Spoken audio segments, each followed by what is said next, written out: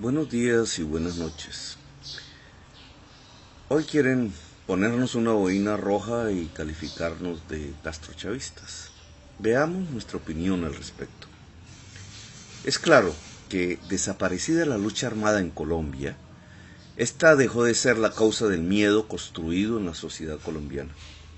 El país estaría a punto de vivir, como no lo ha hecho en décadas, la sensación de la ausencia del miedo dada la desaparición de las guerrillas, de las FARC y prontamente del ELN.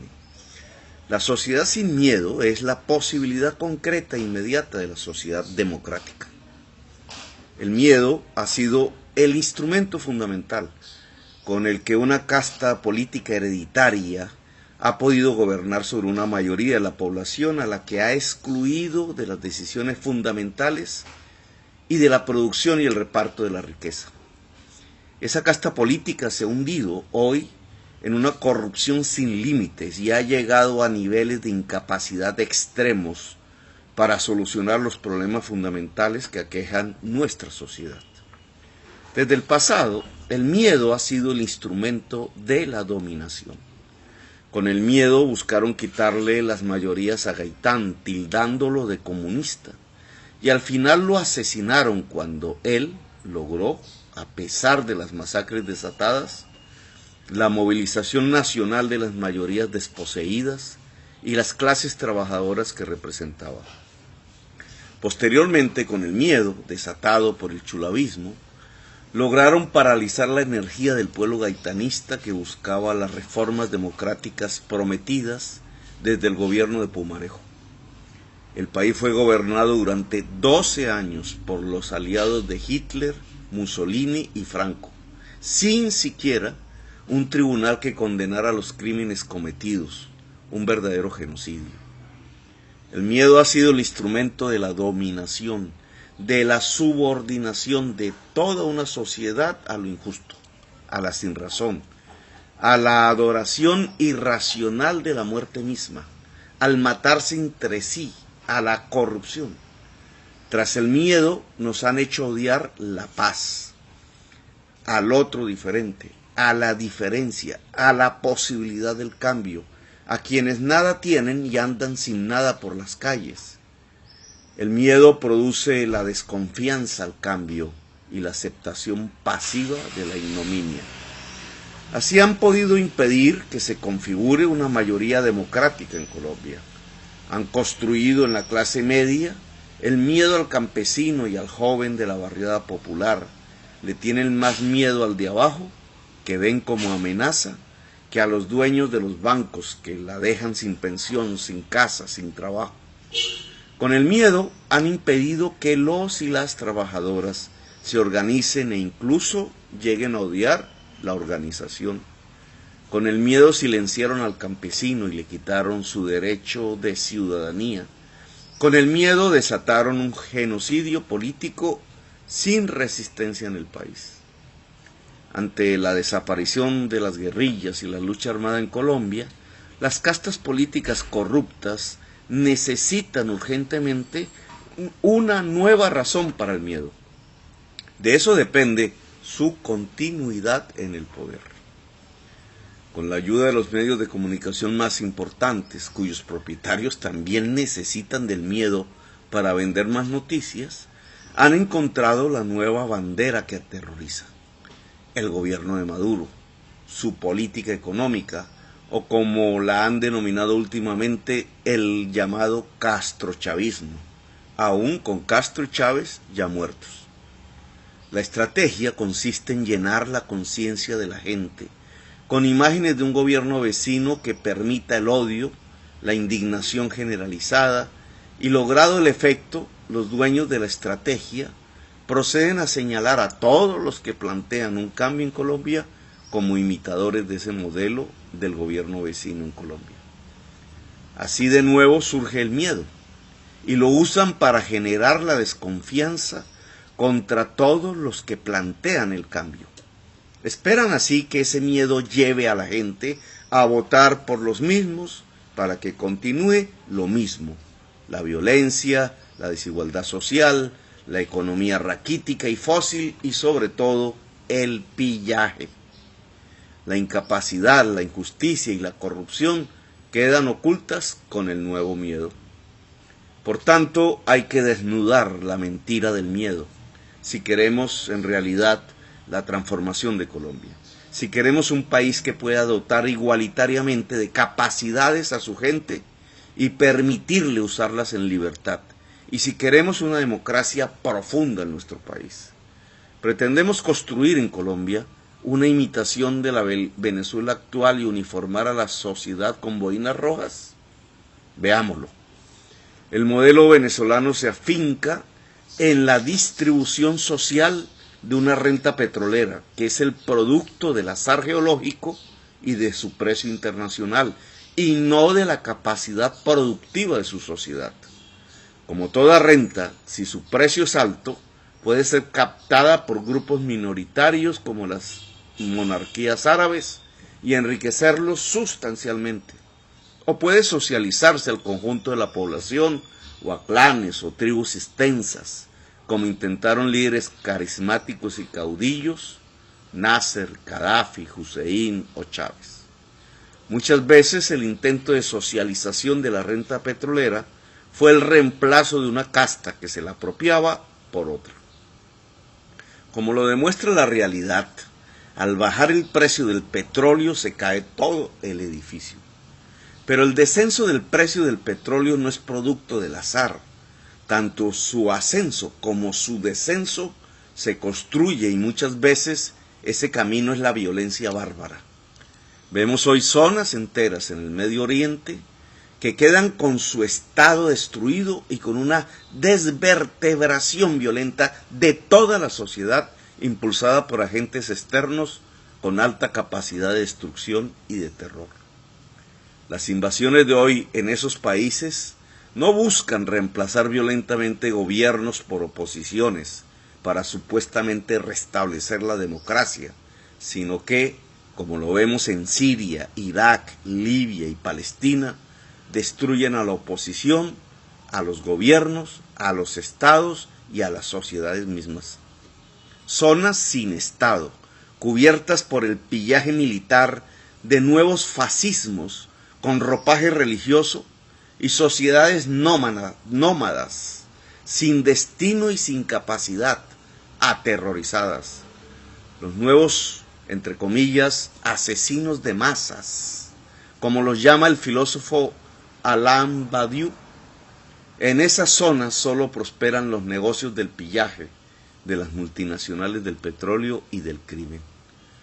Las zonas sin Estado y de los asesinos de masas ya no solo están en el Medio Oriente, han pasado a África, el Sudán, Somalia, el Congo minero, la Nigeria poderosa también como país petrolero, y del África, las fuerzas que planifican la destrucción de estos estados y sociedades, sin destruir, eso sí, sus riquezas mineras que se apropian, buscan pasar a la rica América Latina. Colombia ya ha sido un territorio explorado y martirizado por los, entre comillas, asesinos de masas, que crecen con el narcotráfico. El petróleo y el carbón no solo son las materias primas energéticas que producen el cambio climático y que entraña la amenaza más seria contra la vida en el planeta en millones de años transcurridos, sino que, además, conduce por dinámicas políticas, sociales y militares que produce la captura de la renta petrolera a la barbarie. Venezuela, como país petrolero, padece los problemas de la distribución de la renta y la crisis de la caída del precio del petróleo, pero amplificados por una pésima política económica. Venezuela puede rehacerse a partir del diálogo de su sociedad o seguir el camino de Siria e Irak. A la clase política corrupta de Colombia le conviene el camino de la violencia. Es ese camino de destrucción social el que posibilita la generalización del miedo en nuestra propia sociedad. Pero el camino de la violencia en Venezuela, como el de Colombia, no implica para nada el reemplazo de un régimen por una democracia depositada como valores en una oposición. Solo ingenuos pueden creer eso.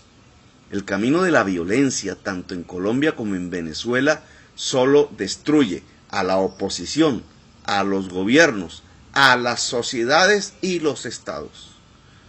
Y deja el territorio en manos de los asesinos de masa y del pillaje. Y claro está, de las multinacionales y sus negocios de minerales. La democracia en el mundo de hoy no es el producto de la injerencia de intereses ajenos a las sociedades, sino solo producto del acuerdo propio de esas sociedades. La democracia no sale de una invasión. La democracia no sale del querer de los extranjeros. La democracia nace del querer y la voluntad de los propios pueblos. ¿Es posible plantear seriamente una reproducción del modelo venezolano entonces en Colombia? La respuesta es no. En primer lugar, porque lo que buscamos las fuerzas del cambio no es cómo repartir la renta petrolera o carbonera, sino cómo pasar a una economía con alta capacidad productiva, es decir, cimentada en el trabajo y el saber humano. La experiencia que la depredación que ha dejado el carbón y el petróleo en la sociedad colombiana y en la naturaleza y el agua nos ha permitido ver con claridad que nuestro camino no es construir un país inmerso y dependiente de la renta petrolera o carbonera. A ese tipo de país nos llevó Pastrana, Uribe y Santos. Nada más parecido al modelo venezolano que lo que produjo el mismo Pastrana, el mismo Uribe y el mismo Santos en Colombia. A esa economía dependiente de la extracción de materias primas que producen el cambio climático en el mundo y que acaban todas las ramas de la economía productiva en nuestro país, la he llamado economía raquítica y fósil. El camino que proponemos como fuerzas del cambio es el de ser una potencia agraria que desarrolle con fortaleza la capacidad industrial. Y para ello debemos alejarnos del carbón y del petróleo. Para construir una economía de alta capacidad productiva y agroindustrial, necesitamos no solo de la capacidad activa, planificadora y reguladora del Estado, no solo de la capacidad de las ciudadanías locales para determinar el uso de su territorio, sino de la participación activa del mundo privado del país. Financiar un proceso de industrialización no es fácil. Lograr una tenencia democrática sobre la tierra y el agua que nos permita usar su potencial productivo no es fácil. Y no lo puede hacer solo el Estado. El mundo de la agricultura y del emprendimiento industrial es fundamentalmente un mundo privado, del que se espera asociatividad y pluralismo democrático. Podemos construir cooperativas industriales en el pequeño y mediano municipio con la gente de allí mismo, asociaciones de trabajo para la economía creativa e inmaterial en las grandes ciudades. Podemos lograr asociatividad de los campesinos y campesinas en pos de su transformación en granjeros. Pero todos esos esfuerzos de crecimiento de la capacidad productiva pasará siempre por la libre decisión de personas que son libres e independientes del Estado.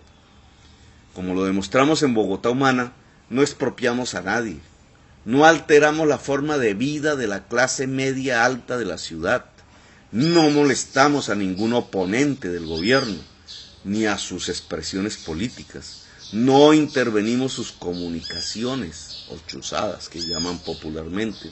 Ninguna familia tuvo que salir del país por nuestra acción gubernamental. Bogotá Humana logró una ciudad que pudiera reconocer su propia diversidad cultural y política y social como fuente de riqueza. La diversidad fue nuestra consigna, la democracia multicolor.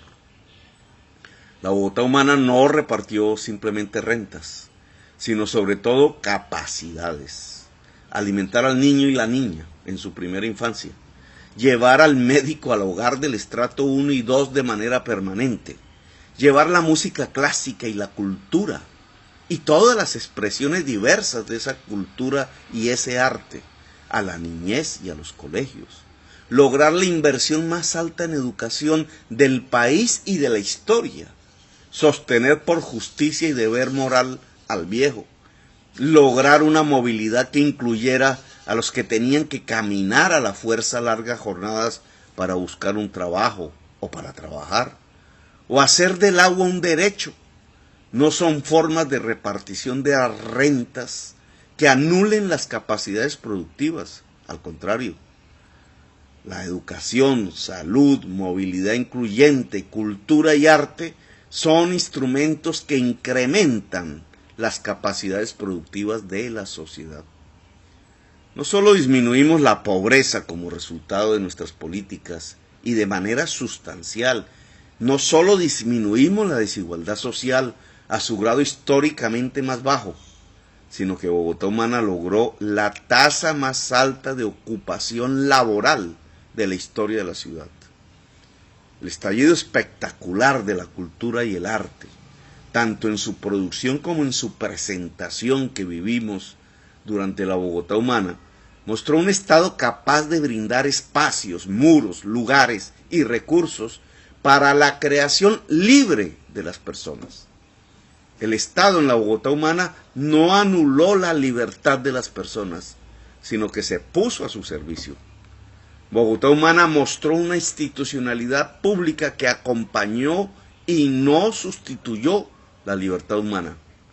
Por eso no se puede equiparar nuestras propuestas económicas a las que se practican en Venezuela, y muchísimo menos la práctica que sustituye la financiación antaño del petróleo y sus altos precios, dada hoy la caída de su precio internacional por la emisión de dinero para financiar el gasto social, lo cual provoca la hiperinflación. Nos interesa mantener una disciplina monetaria que garantice que nuestros esfuerzos se centren en el crecimiento real de la productividad de la sociedad colombiana. El gasto social imprescindible para la disminución de la pobreza y de la desigualdad no puede financiarse ni con rentas que dependan de factores externos, como el petróleo y el carbón, porque se evaporan, ni por emisiones monetarias inflacionarias. El enriquecimiento general de una sociedad no depende de regalos, solo depende de su productividad y de su trabajo. No nos interesa una economía de puerto que entregue la alimentación de su sociedad a las importaciones, que llegue en barco desde lejos y por tanto le entregue la alimentación del pueblo a quienes manipulan la importación. Venezuela importa toda su alimentación y Colombia ya importa 13 millones de toneladas al año. Nosotros, para convertir a Colombia en potencia agroindustrial y ambiental, como lo es hoy Costa Rica, debemos comenzar por reemplazar la importación por producción nacional, lo que implica no solamente un papel activo del Estado, sino muy activo de sus campesinos y campesinas, de las universidades y el saber, y de los y las emprendedoras que quieran producir alimentos. Si queremos que Colombia sea una potencia ambiental, tenemos que reconstruir nuestra naturaleza, ordenar el territorio alrededor del agua, revitalizar, que es una palabra mucho mejor que reconstruir, todos los ecosistemas que han sido bloqueados, golpeados, depredados por la explotación de minerales y sobre todo del petróleo y del carbón. ¿Quién dijo que la segunda potencia en biodiversidad del mundo no puede usar esa biodiversidad en función del crecimiento de su propia sociedad sin destruirla? Así que los que proponen o quienes dicen o tratan de irradiar a través de los medios de comunicación cómo ponernos una boina roja, les decimos que nada tiene que ver con lo que estamos proponiendo. La democracia multicolor que proponemos para Colombia Humana es un cambio real del país, que se medirá en que las personas puedan ser lo que quieran ser. La política del amor implica la comprensión del otro y de la otra, el entendimiento de lo que no es uno mismo, una construcción compartida con el diferente o la diferente, a dos, como dijera el filósofo Badiou, que es en realidad a millones, a multitudes. Así que no se dejen engañar de los constructores del miedo, porque son ellos los constructores reales de la muerte y del pillaje en Colombia.